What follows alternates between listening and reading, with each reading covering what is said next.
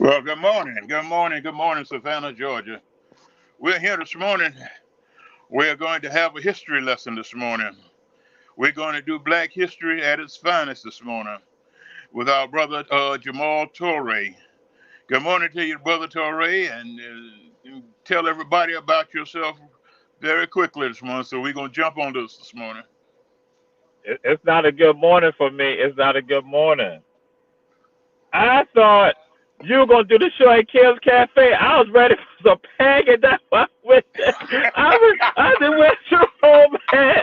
So that's why I'm in the car. I thought we were gonna be doing something at Kim's Cafe. That's why I was like, so I said to everybody out there, Jamal is here on MLK Junior Boulevard. So I'm gonna probably be driving. Just go to my mama house because I thought, I swear to God, I'll go get me a veggie omelet that scramble and have me some pancakes. And I went in that rushing there and I'm like looking for brother Jerome Irwin. I'm like, where he at? Everybody looking at me. So yeah, it's not a I good morning. no, I apologize because Oh, but oh I had no. I had some treatment yesterday, Uh huh.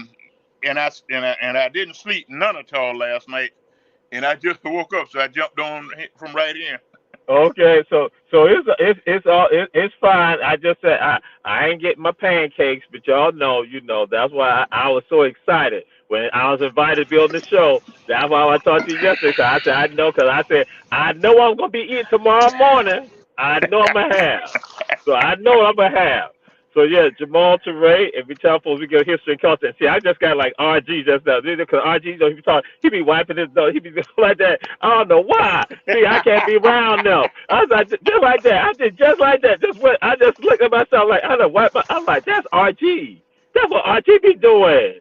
He be doing that. Yeah. So I know he producing the show, but I'm just saying. But we give history and culture, and that's what we believe. And what I share, folks, I had these groups of people, educators from around the country yesterday. We did a tour for them, a journey for them. And I told them, I said, we plant seeds for change. And I was in Crawfordville this weekend and was up there Saturday and Sunday for people with having a retreat.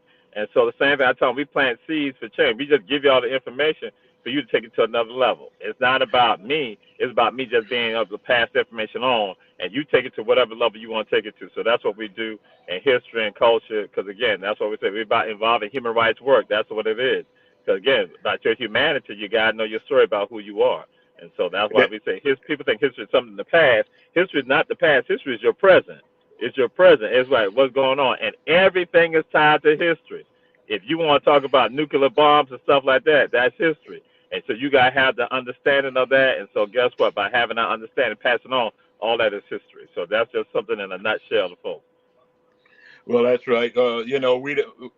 If we don't know where we come from, we don't know where we're going. Number one, we don't know how to set the pace to where we want to be. But I tell you, we we have just celebrated what some of us have celebrated. I ain't gonna say we celebrated. Some of us have celebrated. You're on mute again. You're on mute, Jamal.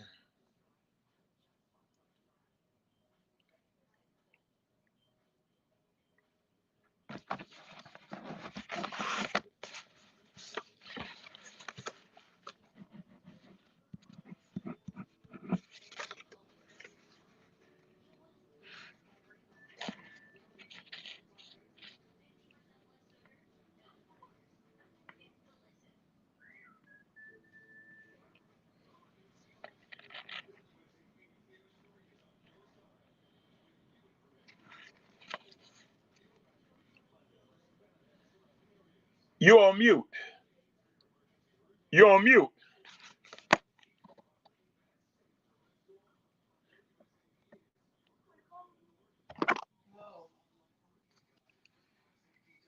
You're on mute.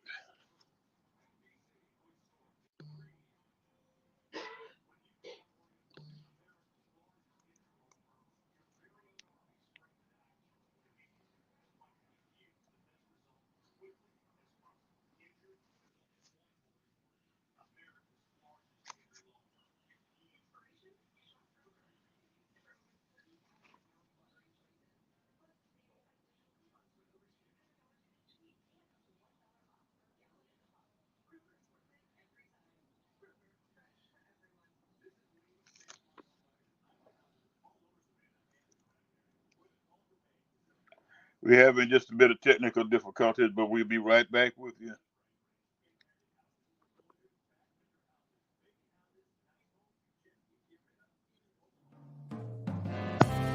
Need your garments cleaned with care and with a professional touch? Then bring them to One Price Cleaners in Garden City at the Old Farmers Market on Highway 80. Service you can count on.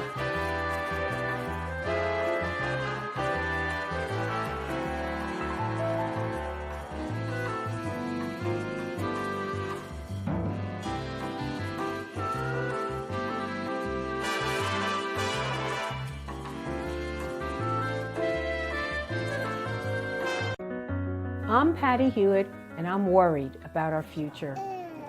Last one? I think about my grandkids and the belief that they deserve every opportunity. And what you deserve, what coastal Georgia deserves, is someone who cares more about their community than about corporate profits and big pharma. I'll see you later. All right, thank you. Small business owners and hardworking Georgians are the heart of our community. Have a good day. Not CEOs, not lobbyists, not shareholders. But who's taking care of them? It's time to ask yourself, what do you want from your government? This is our year to stand up against what we know is wrong. No more DC politicians invading our home life. No more racism that kills dreams and spreads violence.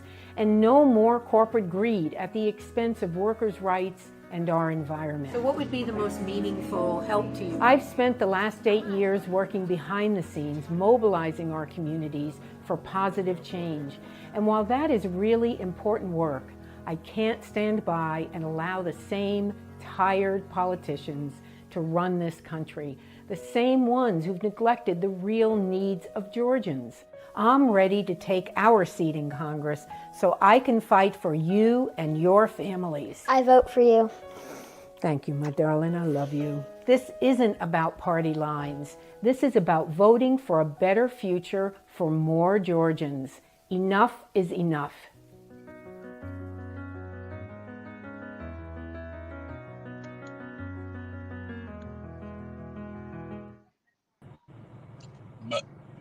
Okay, now you're back. Yeah. So as I was sharing, I was unmuting myself, but it's the system. Don't come. Anybody HBJ followed the system. We unmuted ourselves, but then the browser was disconnected. So that's what was going on. I want everybody to understand that. So when the community connection said what they said, they were slandering us and they were libeling us, and we think we're going to sue. That's what we're going to sue. Not you, Brother Jerome, but we're going to sue this community connection. That's what we're going to do. I hear you, my brother. Well, you know, they say that if we seek freedom, we have to do it spiritually. When we have been a spiritual people for many years, you have been a person who has been enlightened to be able to, given the grace, being able to follow and keep up with a history that nobody else like nobody else. So we want you to share some of the things about from the 4th of July on up to Juneteenth in your words. Okay. And so you said something, and I had to go back. I had to go back to something on last week. Last week, Can Park, Jackson Park neighborhood had a emergency community neighborhood association meeting, and we had various folks from law enforcement there. The chief of police was there. Gunther was right there, along with Assistant Chief Gavin, Captain Heron, and so other folks. And then Alderwoman Stella Shabazz. Shabazz was there also. She was the one who also put out a flyer with regards to that. And but people were thinking that it was something done by all of them, when actually it was the people who rose up with regards to that. But somebody out there probably said, well, why are you saying all that right now? One of the things that happened, it came out of the neighborhood and came out of the people. But one of the people said something about, in this text thread that we're a part of, they said that we need to have a prayer vigil. We need to go and pray. So I didn't say in that group, I was going to say, we do pray. We pray all the time. That's what we all do. The time. We engage in prayer. Just like you said, Brother Jerome, you had said that, Reverend Jerome, you had said that we are praying, but we understand that is a given. That has been a part of who we are. But then the element that we miss, that oftentimes when you think about the prayer, is about the action. We need to walk with regard to that. We need to walk with regard to that. We need the action. So it's not just about talking about it. It's about and praying about it. It's about not having action with regard to that. And that action comes in various forms. And part of the action is knowing your story, just like with regard to the prayer. You know your prayers, you say your prayer, you recite your prayers, but that means that you have to take some action with regards to you and your prayers in real time. Like people like to say real time, in real time and in future time. And so we look at that. And so we look at a group of people that were brought here, who understood that the condition that they were put in was not the condition that they're supposed to have. Here go people who understand the humanity. And some of us, we have absolutely lost our humanity for various reasons, a multitude of reasons as to why we have lost our humanity. And I tell folks, I call it our Africanity. We have lost that specialness about who we are as a people and how we deal with one another with regards to that. So when they are brought here, these people know that they're not creatures. They know that they're not animals. They know that they're not beasts of burdens. They know that they are human beings. And as such as being human beings, then there's some things that are definitely tied to them. We didn't need the United States Constitution and the Declaration of Independence and the Bill of Rights to go and tell us the rights that we're supposed to have. We knew about our God-given rights as human beings. And that's what they stood on. So they were fighting to maintain their humanity. But what happened is that a diabolical system of oppression has been hitting African people for some 600 years now. From the 1400s up into the 2020s, it has been hitting us and has been destroying a part of some of our people. Yeah, destroying a part of some of our people. Like I say, not all of us, but a lot of us have been destroyed by the insanity and by the hatred that has been thrown on them like garbage and like feces and like urine, like they're nothing.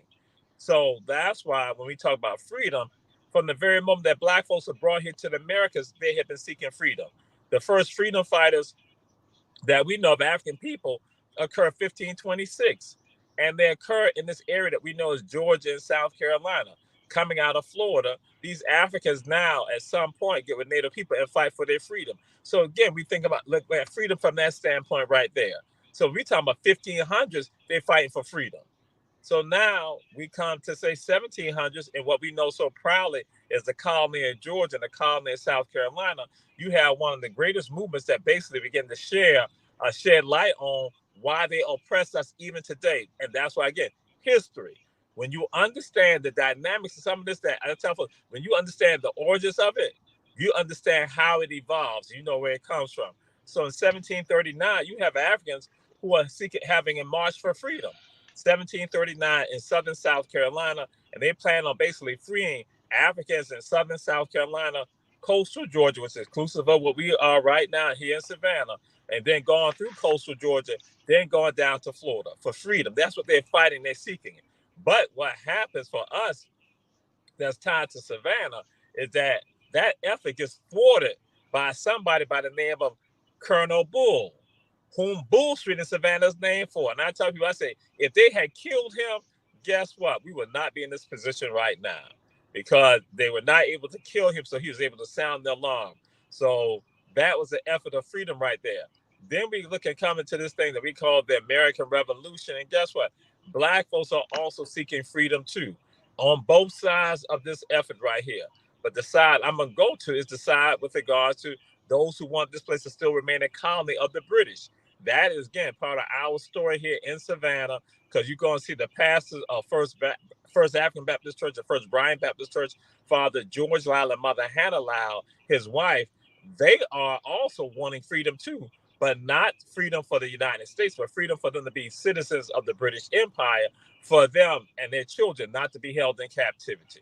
So we see them. We see Brother Amos, who also leaves from this area, and he now goes to the Bahamas. And so what Father Lyle and Mother Lyle and Brother Amos would do, they would start Black churches in the Caribbean, in the Bahamas, and in Jamaica.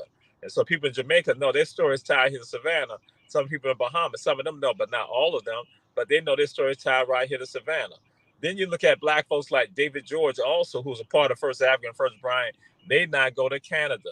But not only go to Canada, they leave from there and go to Sierra Leone because it was all tied to that desire for freedom. The desire for freedom. So some of y'all might be not picking up on what I'm saying. I'm just talking to y'all, telling y'all about freedom. That's all I'm having a conversation, a mere conversation on freedom that has now expanded 2 centuries. That's still a part of who we are. And we look at the folks right here in this area.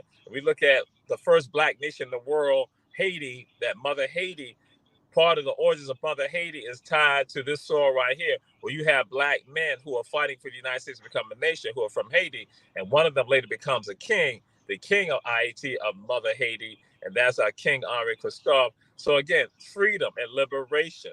And then we move on with regard to Africans on what we know is the who escape out of this area, who go into Florida, that they now become known as the Seminoles. And so Africans out of coastal Georgia, out South Carolina and Georgia will become Seminoles. And so that one, Seminoles are not just Native Americans, there's black folks also. You have African Seminoles. And so some people get that all twisted up too at times.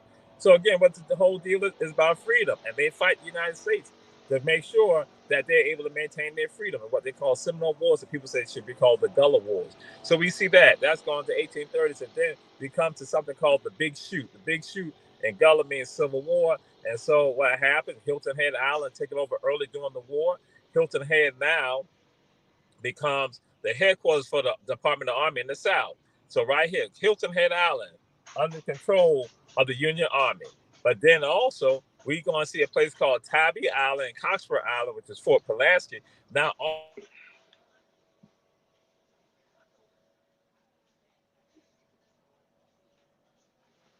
let's go to a quick break, and we'll be right back.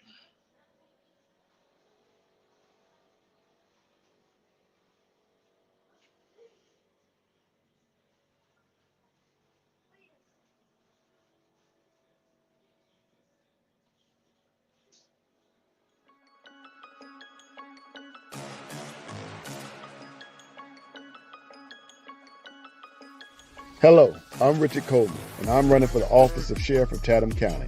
And when I'm elected, I promise to inspect what I expect. Chatham County, it's time for a change, and that change is me, Richard Coleman.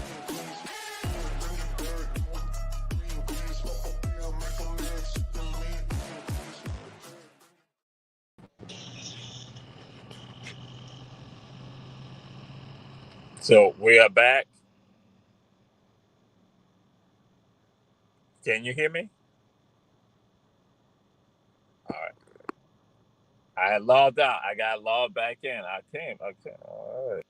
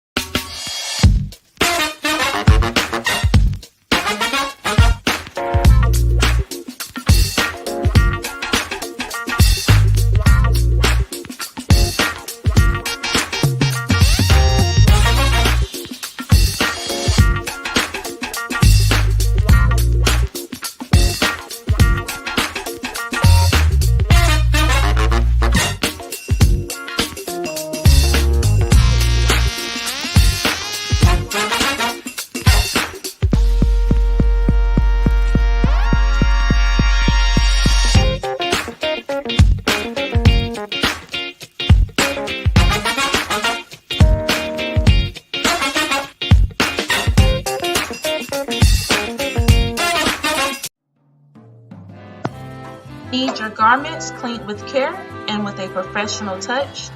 Then bring them to One Price Cleaners in Garden City at the Old Farmers Market on Highway 80. Service you can count on.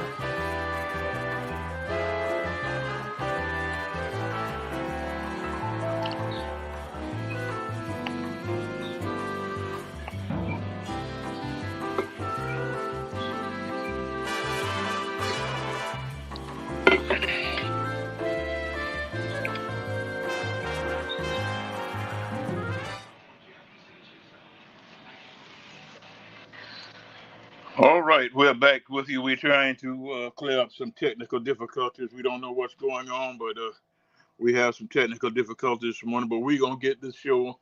We're gonna have this show done. You will get the information coming out of the vulnerable community this morning. We'll get Brother Torrey back in just a second.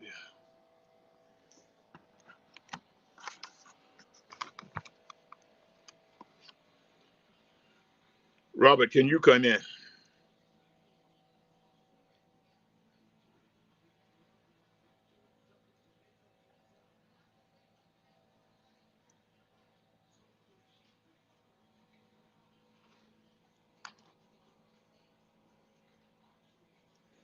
We're talking about black history this morning, and we have one of the finest black history historians around, and that's Brother Jamal Touré. If we can hook back up, we will in just a couple of seconds.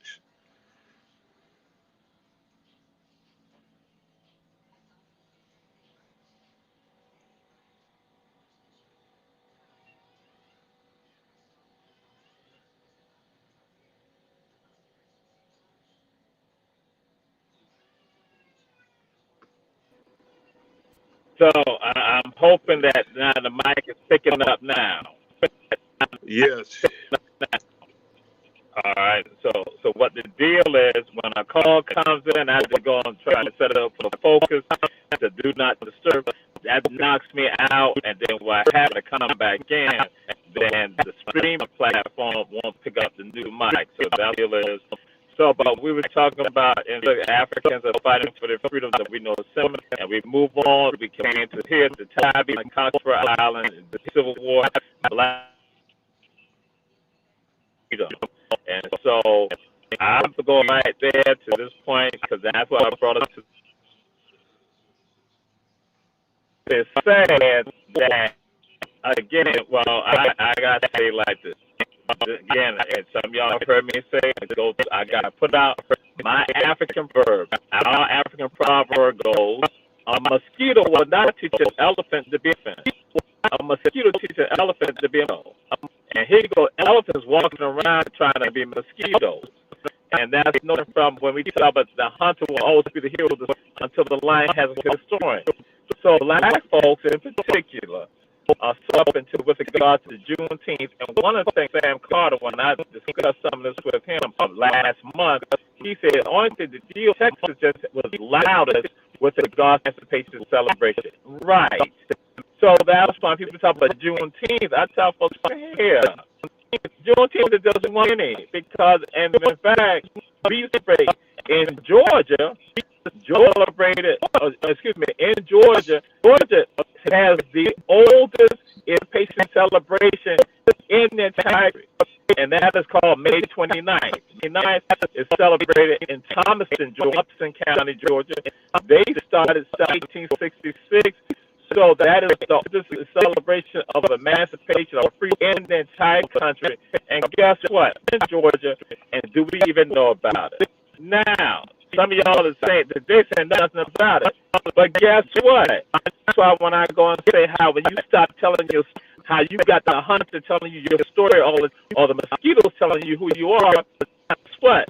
Black folks in Georgia did May 29th. They went to Thomaston, Georgia.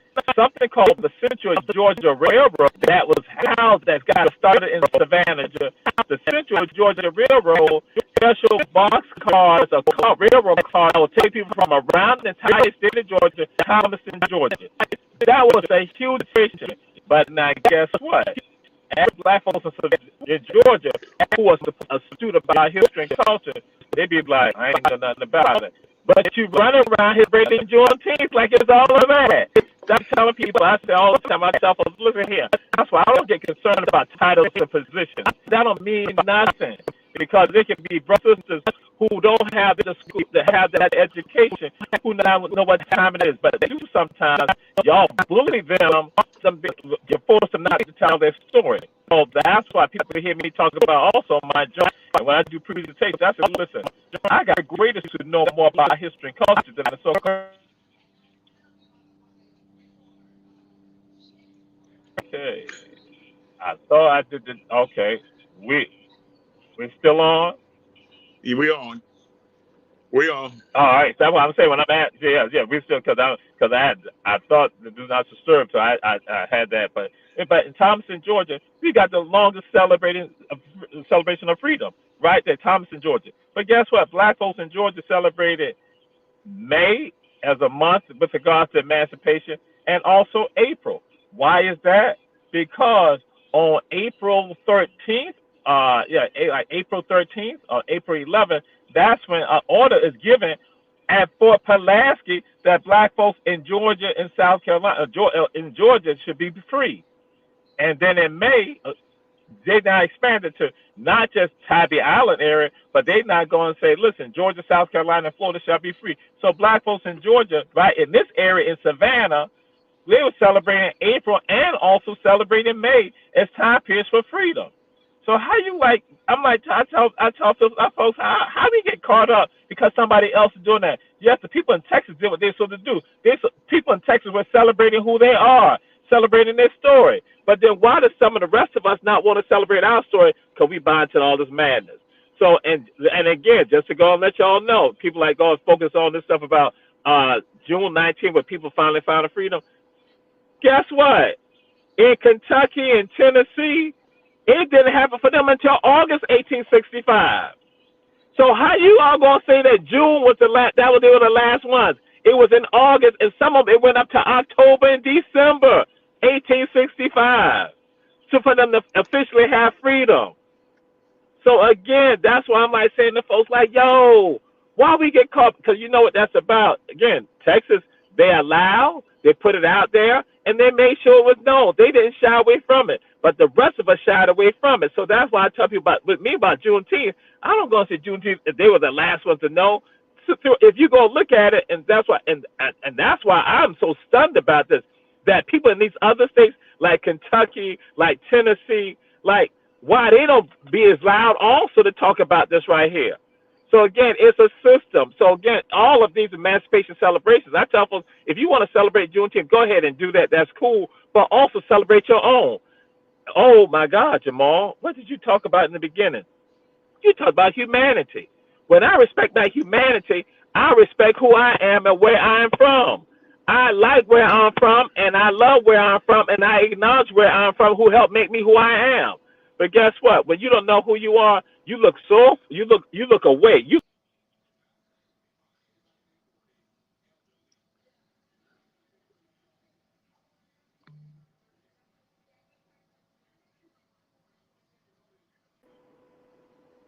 I don't know. See, that producer put me backstage because I looked so far away. He then got mad when he put me backstage. I just did like that. Is that the power of HBJ? That way he did. So I'm just saying, why would I look at Windsor Forest like all of that? Why would I look at beaches, all that? Why would I look at Tompkins like all of that when I'm from HBJ? Should I not celebrate who I am?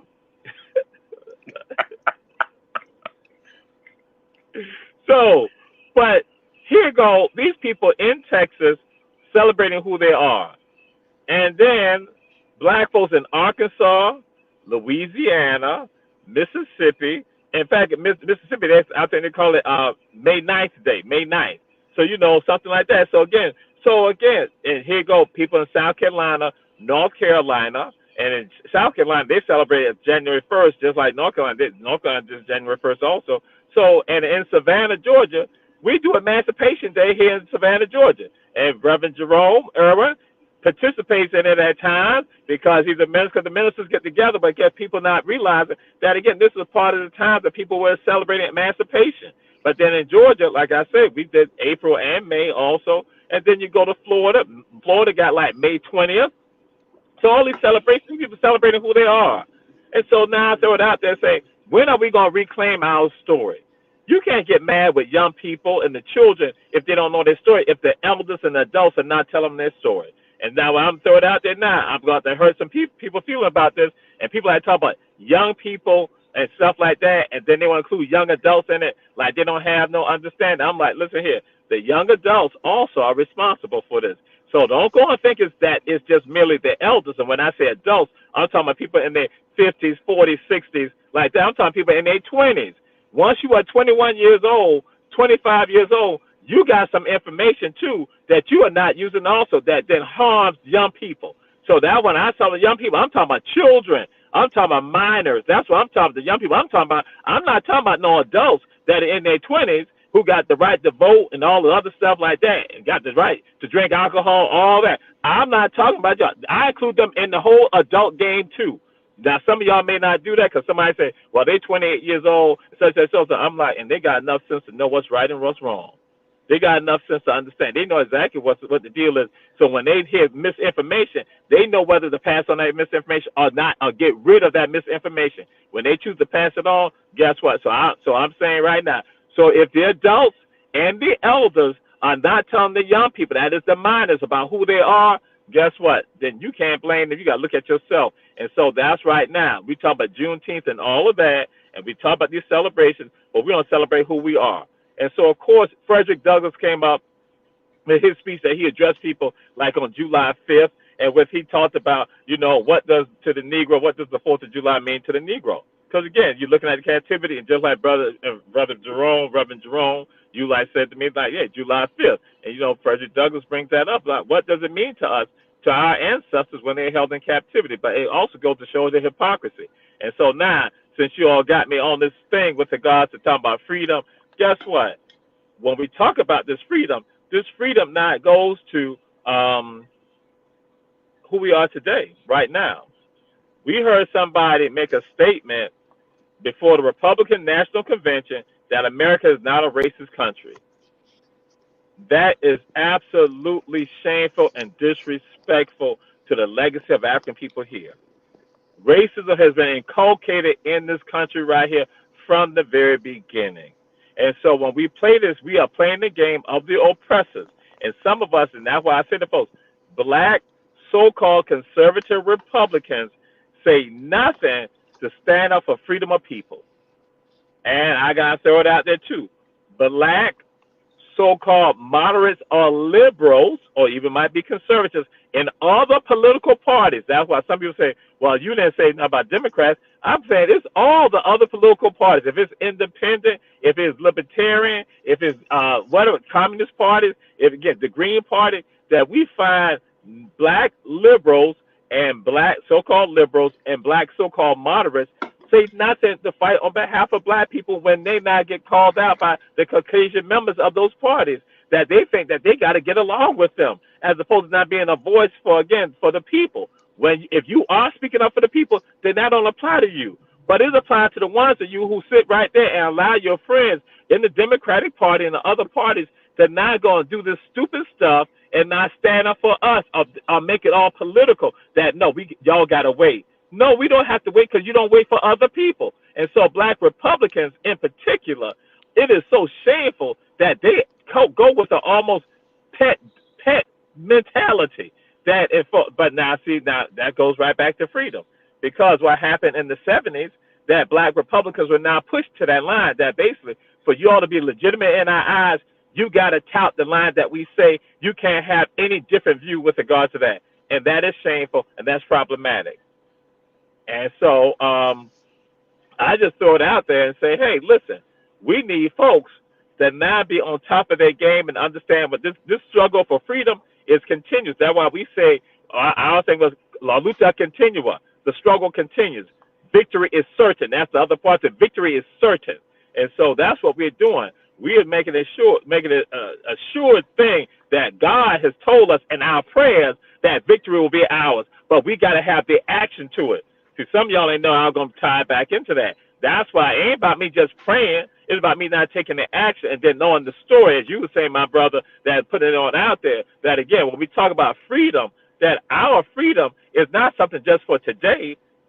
It's for tomorrow. But it comes out of what we have gone through previously, and to use that knowledge from the past with regards to that. And so we must fight people who look just like us, because sometimes, as I said, they become pets to these other people who are seeking to oppress us and oppress our people. And so we need to have change. So you told me to go on. That's why I was doing that. And I don't know if you want to interject some things or say some things, because I know some people looking at this right now. They say Jamal just talking.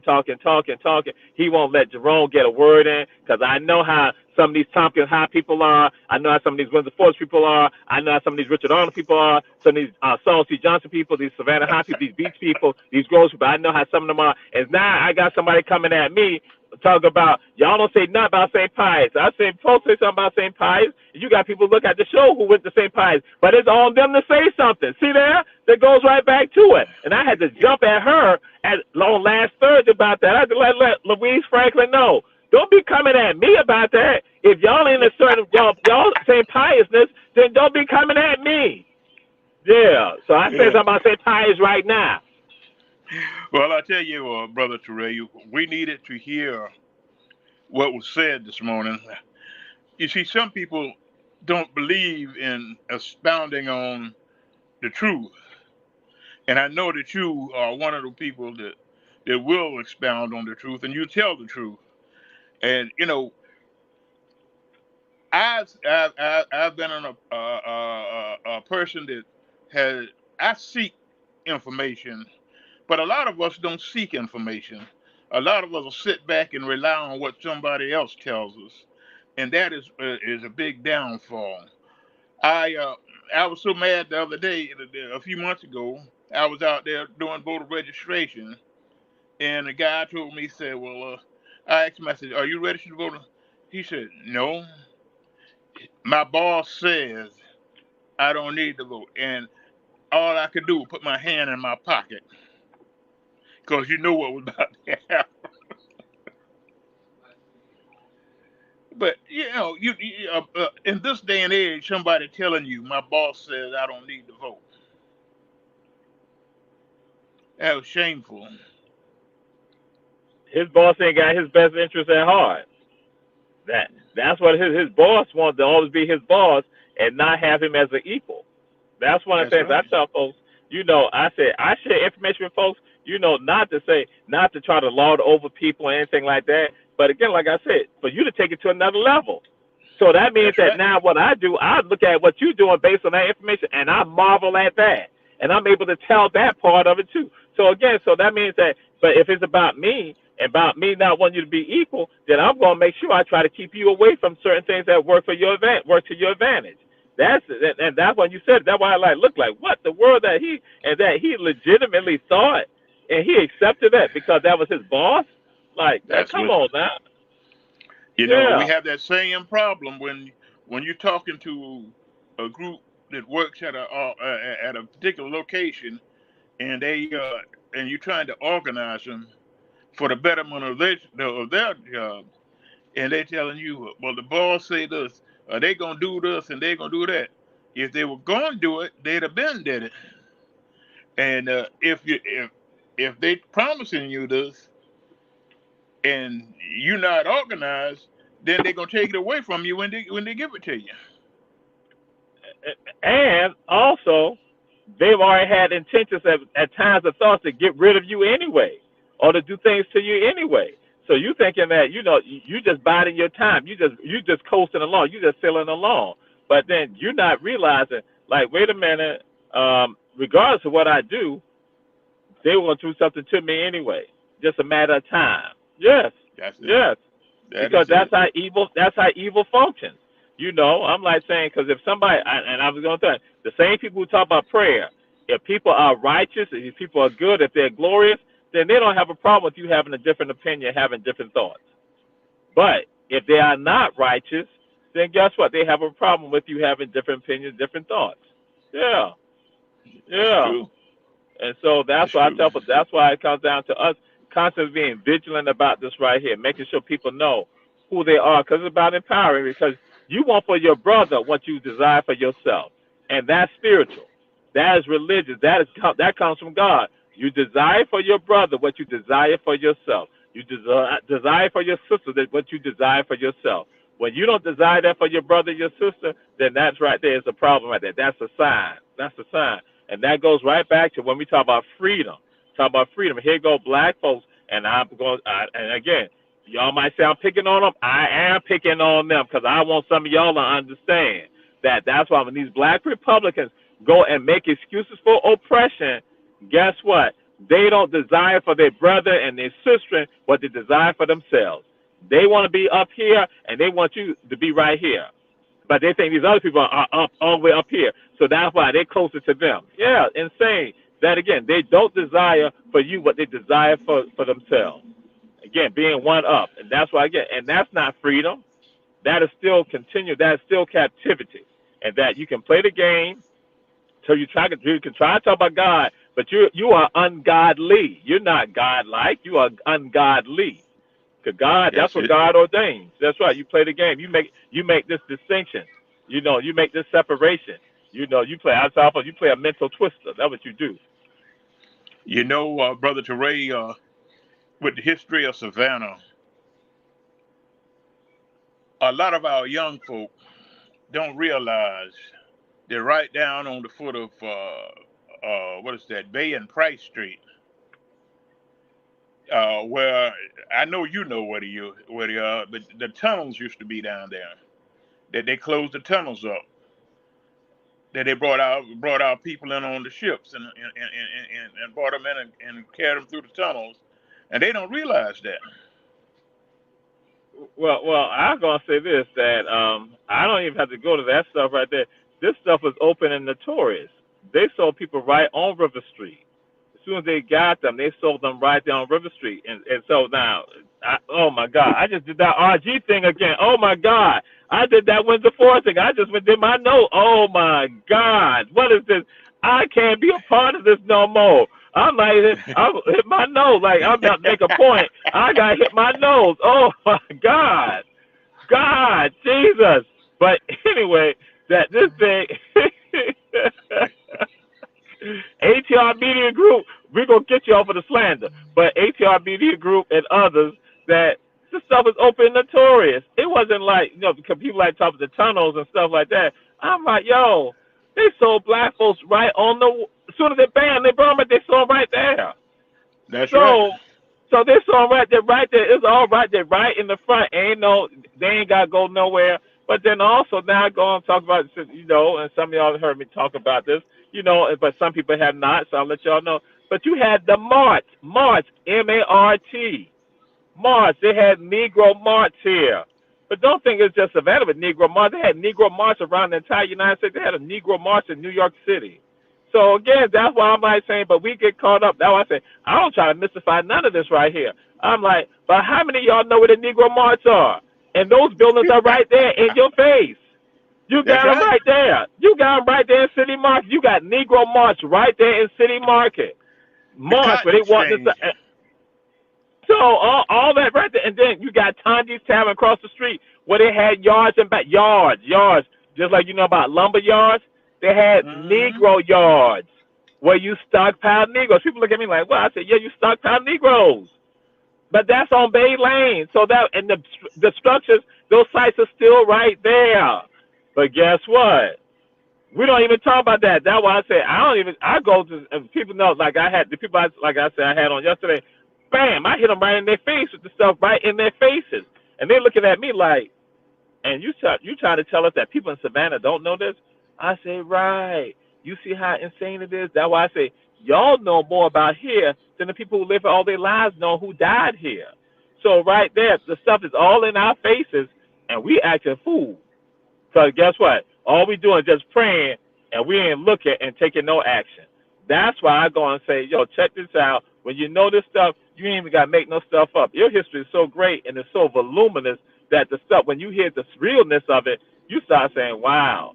And that was tied to also, when you talk the same thing about freedom, that can you imagine these folks being brought here who understand that they're human beings and not people trying to reduce them down to what we see today? And because how some people function right now, that's going to go through. And so I'm going to throw it out there again. The black Republicans, the black Democrats, Libertarians, Independents, Green Party, whatever party, Communist Party, Marxist Party, Leninist Party, whatever you are part of, moderates and liberals within those parties, and you don't stand up for black folks, guess what? That's what you are. You are the creatures that they wanted. All of them are creatures that they want. Never being independent, never being about a luta continua, that the struggle continues and victory is certain, victory is ours. You don't even think like that. You think, I got to curry favor with them to get some crumbs. I get some crumbs, and that's better than the rest of the people who don't get no crumbs at all.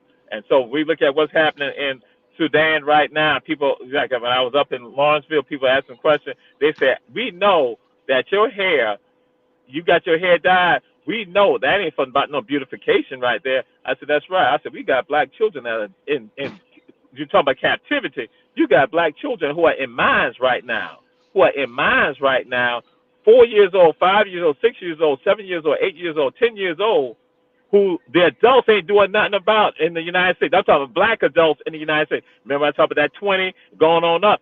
That's who 20 right. up and 30, 40, 50, 60 ain't doing nothing for them. They're in mines right now. They are starving right now. And then you got them in Sudan, where these are people who pour bull urine on their heads and turn their hair blonde because, again, that's tied to them and what they do in their culture. And so I'm like, we got to bring attention to this right here. I said, how y'all are so aware and so astute? Y'all are so on top of y'all game, and y'all got black folks over there right now who are eating sand. You got parents right now saying, my children are eating clay for them to live. Again, people look just like me and you, Reverend Jerome, Brother Jerome, who look just like us. Their children are eating clay. And then let's not get into the sexual violence that has happened to the women and the girls over there also in the Sudan. It is a Holocaust happening, and nobody's saying nothing.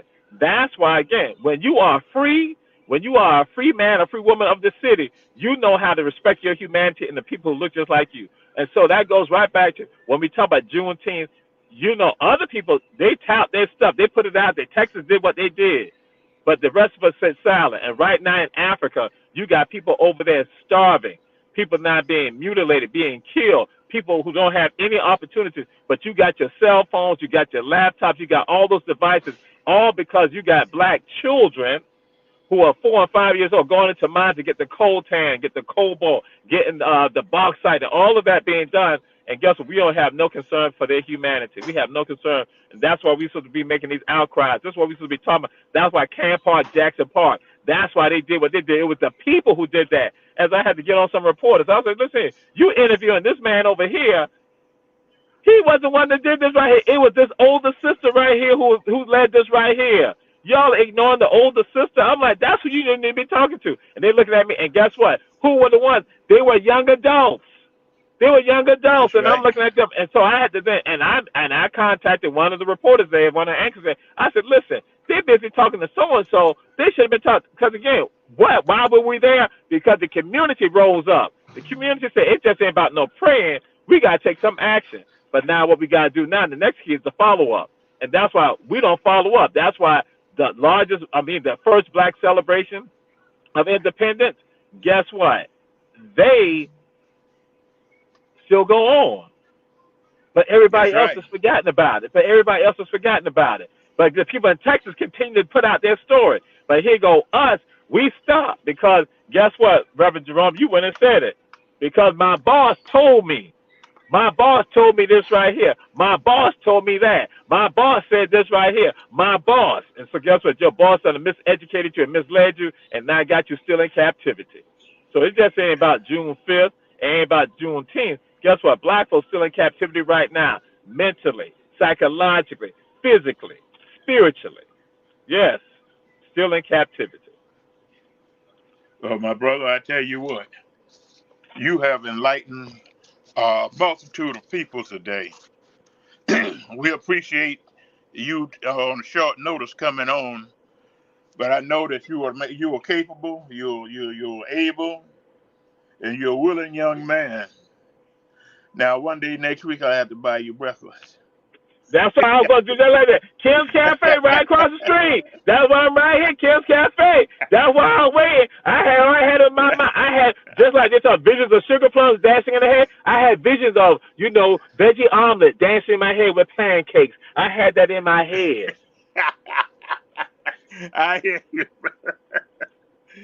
Yeah, that medicine though. That medicine had me wore out, and I said, I bet not try to even drive this morning. Yes, sir. Oh, yes, sir. That's about being safe. Yeah. Unlike, like, see, if it was somebody, like, but I just say this, if it was, say, Julius Hall or Dr. Robert Bryant, they will force you to come out. Reverend Allen Manning, they'll force you to come out. See, because, see, that they have no consideration. See, I have considerations. That's why I was like, yes. So, yes, sir. And you didn't go to Tompkins High School. I did. That's right. But see, I didn't call out high school. I just want to call out the names of the individuals. You had called out the high school, but I ain't had said nothing. So that's why I want, the community people to understand that, and the ATR Media Group people to understand that he called it out. Wasn't me. He called it out. He called them out. He called them out. And see, I went to Tompkins, so I can talk about the Tompkins people because we know what we all stick together. See. Yeah, yes, sir. That's true. That's true. That's true. That they stick together, right or wrong. Right or wrong, they stick together. I wasn't gonna say that part. Nah, I'm just saying. I just said it, right or wrong. Right or wrong. Yeah. Who that Winter Forest is? I can't even read that. It's some type of gibberish. It's called gibberish. It's called gibberish. I can't even make that out. It's unintelligible. We can't make that out. I can't see what it says. I can't see what it says. What does it say? But I know if it says something, I think it's almost demonic. It's almost demonic. Yeah, it's demonic. All right. Well, ladies and gentlemen, we are so glad to have y'all with us this morning. You've been on listening to the vulnerable community. And we are so glad that you got a history lesson today from one of the best historians in the South. And he may be one of the best historians in the whole United States. But he knows the story, and he will tell the story. And we're going to arrange, before you go, though, tell them about Day Clean, my brother. All right, we have various composers of Day Clean, the African Soul. That is our activism and also our living history and our presentations. We do presentations. We go wherever. That's why I said I was just there in Crawfordville, so they wanted the African Spirit to come up there and give some of the history and connection and involving the groups of people up there. They were doing financial literacy and also investments and all that. And the African American Muslims. And so we did that for them. They had a 3-day retreat there. And then we were up to Dr. Mildred McLean, Citizen Environmental Justice, had their Southeastern Regional, environmental conference up there in Atlanta the week before. We did that for them. And we have people from around the entire country, and we're giving them history and culture about the environment. So that's what we do. We do that. Then we have Day Clean Journeys, which is our tour company. So we provide a variety of tours. We offer daily tours in the city, and then also outside. We can do group tours outside the city. We go southern South Carolina, coastal Georgia, even to northern Florida. But I tell folks, I let my people in northern Florida and Hamlet, but we can cover all of that, and that's what we do. You can reach me at 912-220-5966. 912-220-5966. I tell folks, if you call, leave a message if need be, or you can text. That's one of the fastest ways to do that, and hit us up. Again, 912-220-5966. And we tell folks we'll give you information. You need somebody to come speak, present. People have me do it for family reunions, churches, all that. That's what we do. We've done it for weddings, homegoing services. We do all of that. That's what we do. History and culture. We empower our people. We are a human rights organization involved in history and culture. That's what we do with our museum in Riceboro, Georgia, Geechee Kunda. And so, and the colors that people see at Geechee Kunda, the first color they see at Geechee Kunda is red, because that's a sign of God right there. Red, like HBJ, Herschel Vespine Jenkins High School, 1800 East Duran Avenue, the #1 school here in Savannah, Chatham County, Georgia. Here we go again. Oh, y'all having something Friday, aren't you? The ball is going to be. I think the ball is next week. The red and black Okay. ball. No, I thought y'all had Stop. Well, what happened? See, Reverend Jerome, yes, he's invited because again, we had to invite some of y'all now. If some people are interested, contact me on Friday. There's going to be at the Civil Rights Museum, 10:30 a.m. at the Civil Rights Museum, 460 MLK Jr. Boulevard. But you need to contact me for me to have you in the number. And this is involving a Gullah Geechee environmental conversation regarding water. And certain people are invited to it because what the deal is about us having a conversation and discourse because we need people like Reverend Jerome was saying, that sometimes people don't talk about it. And I had to invite people that I know are going to talk about it because we're going to have Queen Quet there. She's the hostess of this and some other folks. And we're doing water because just like last week, 52nd, and Montgomery Street flooded. But then also, you have parts on West Savannah flooded. Folks on the east side flooded. So that's on next week. So just to throw it on out there. So that's why I'm letting you know we're having a meeting on this Friday. But you have to contact me. You just because I've invited certain people. Not everybody's gonna be because again, we don't let anybody come to Sunco. It's about us not having this real conversation. And a lot of people shying away from talking about these issues that, again, because we see in Taylorville, because that's why I knew people who are leaders who speak out. And guess what?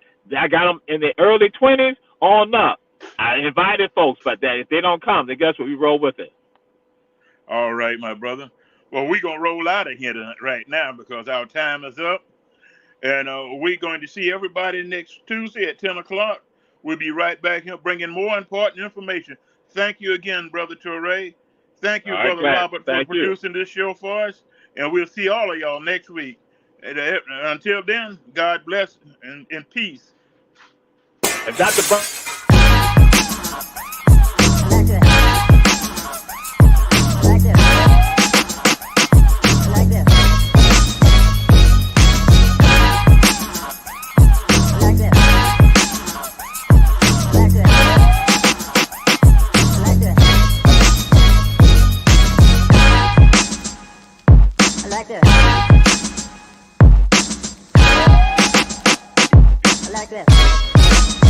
Dr. Bryant wants to go to the